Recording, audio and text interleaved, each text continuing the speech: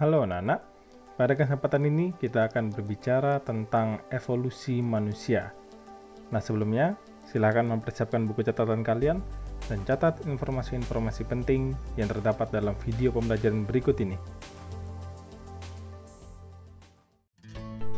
Berbicara tentang teori evolusi, maka Charles Darwin menjadi sosok pertama yang akan kita bahas.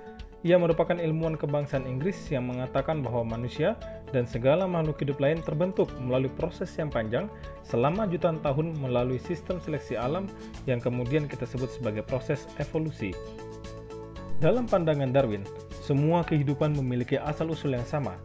Ia membayangkan sejarah kehidupan di bumi mirip sebuah pohon yang sangat besar yang awalnya adalah batang tunggal berupa sel-sel pertama yang sederhana.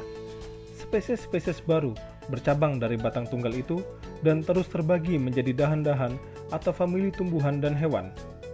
Salah satu spesies hewan, yaitu kelompok mamalia, berevolusi lagi sehingga menghasilkan hewan yang berakal budi atau kemudian kita sebut manusia. Teori evolusi, termasuk evolusi manusia, sebenarnya telah lama menjadi kontroversi. Para penentangnya mengatakan teori ini tidak sesuai dengan pandangan kitab suci agama-agama samawi tentang penciptaan. Dari segi keilmuan, teori evolusi dianggap tidak dapat menjelaskan adanya mata rantai yang hilang atau missing link, yaitu penghubung antara generasi makhluk berbulu berekor seperti monyet dan makhluk cerdas seperti manusia. Sementara itu, menurut para pendukung teori evolusi, perkembangan makhluk hidup tahap demi tahap dalam waktu yang sangat panjang, salah satunya dapat dibuktikan dengan temuan berbagai fosil manusia purba serta hewan dan tumbuhan purba di berbagai tempat di bumi.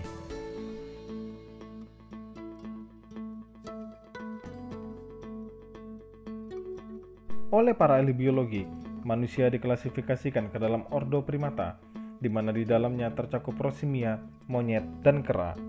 Tentu saja, pengklasifikasian tersebut disertai dengan beberapa alasan. Kera cenderung berjalan tegak, oleh karena itu, kera dianggap sebagai kerabat terdekat manusia. Selain penampilannya sangat mirip, kera memiliki organ tubuh, cara hidup, dan bahkan penyakit yang mirip dengan manusia. Banyak kesamaan lain yang cukup mencolok antara manusia dan kera besar khususnya. Namun, kesamaan yang paling menarik dan mencolok adalah soal perilaku sosial. Dari serangkaian penelitian yang dilakukan oleh para ahli primatologi, ditemukan bahwa kera besar mampu belajar, seperti tampak pada pertunjukan sirkus, berorganisasi sosial, dan berkomunikasi. Ordo primata sendiri memiliki kemampuan bertahan hidup yang tercermin dari ketahanannya terhadap seleksi alam. Ordo ini memiliki kemampuan bertahan hidup atau bertahan dari seleksi alam karena kemampuan adaptasinya terhadap lingkungan hidup sangat tinggi.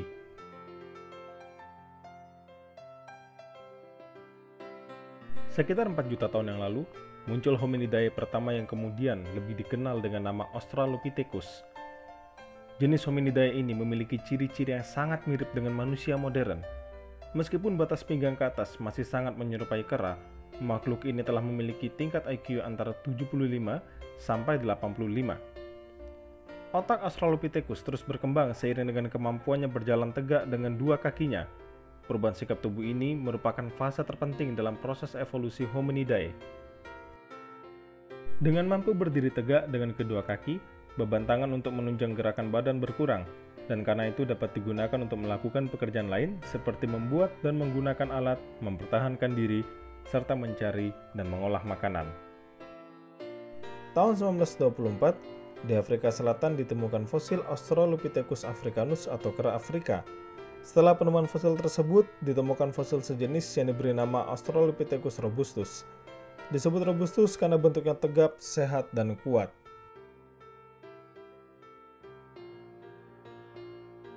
Sekitar 1,5 juta tahun yang lalu, genus Homo ini berkembang menjadi Homo erectus. Diyakini Homo erectus tidak lagi memakan tumbuh-tumbuhan, tetapi memakan daging. Hal ini terjadi karena perkembangan otak yang memungkinkan mereka menemukan cara lain bertahan hidup, yaitu berburu. Mereka merupakan kelompok pemburu yang andal, yang dibuktikan dengan banyaknya tulang belulang berbagai jenis binatang di antara tumpukan fosil kerangka hominidae purba ini. Peninggalan Homo erectus menyebar dan ditemukan di dalam lapisan tanah yang berasal dari zaman Pliocene di beberapa tempat di Afrika Timur, Asia Tenggara, dan Eropa.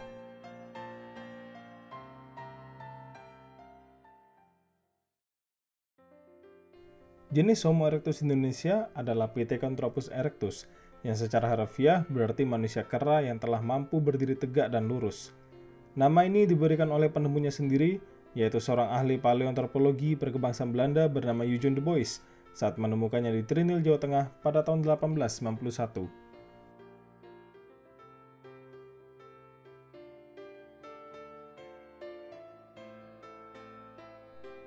Di luar Indonesia, populasi Homo erectus yang sejenis juga ditemukan oleh seorang ahli anatomi berkebangsaan Kanada, Davidson Black, yang mengajar di Union Medical College di Beijing. Antara tahun 1920 sampai 1930-an, ia melakukan penelitian dan menemukan sejumlah fosil gigi, fragmen geraham, serta tengkorak hominidae di Bukit Tulang Naga Chow Kau Tien. Jenis temuannya ini kemudian dinamai Sinanthropus pekinensis atau manusia Peking, atau lebih lazim disebut Homo erectus dari Tiongkok. Di Chow Kau Tien, fosil manusia ditemukan bersama ribuan tulang belulang berbagai jenis binatang, serta alat-alat berburu sederhana dari batu yang masih kasar. Beberapa pecahan tulang hasil temuan tersebut memiliki bagian yang telah hangus karena proses pembakaran. Selain itu, ditemukan sejenis tungku sederhana. Hal tersebut menunjukkan mereka telah menggunakan api, sekaligus menunjukkan bahwa telah terjadi proses perkembangan pada otak. Selanjutnya, penemuan api diikuti dengan perubahan pengolahan makanan, tidak lagi dimakan mentah, tetapi dimasak sehingga lebih lunak. Hal ini rupanya ikut juga memengaruhi struktur mulut dan tulang belulang wajah yang ditunjukkan dengan terjadinya pengecilan pada tulang pipi, bentuk rahang, serta otot-otot wajah pada generasi berikutnya. Selanjutnya, kira-kira 300.000 sampai 200.000 tahun yang lalu, hidup sejenis hominidae yang memiliki kemiripan dengan Homo erectus. Jenis hominidae ini disebut Homo sapiens, yaitu jenis Homo erectus yang sudah banyak mengalami kemajuan tetapi belum dapat disamakan dengan manusia modern. Dari temuan tengkorak di Ethiopia, Senheim di Jerman, diperkirakan jenis hominidae tersebut telah memiliki volume otak yang lebih besar dari jenis Homo erectus yang hidup sebelumnya. Namun besaran volume otaknya tersebut masih tergolong kecil jika dibandingkan dengan otak manusia modern. Jenis Homo erectus yang lebih maju perkembangan fisik, khususnya otaknya, adalah Homo neanderthalensis. Makhluk ini merupakan Homo sapiens purba awal yang ditemukan di Eropa dan Timur Tengah. Manusia neanderthalensis telah memiliki kapasitas tengkorak rata-rata 1350 cm persegi. Dengan ditemukannya fosil tersebut, tahapan evolusi manusia telah setapak lebih maju lagi dan semakin lengkap. Sekitar 35.000 tahun yang lalu, pada zaman Paleolitikum, muncul lagi manusia dengan penampilan fisik yang jauh lebih mirip lagi dengan manusia modern.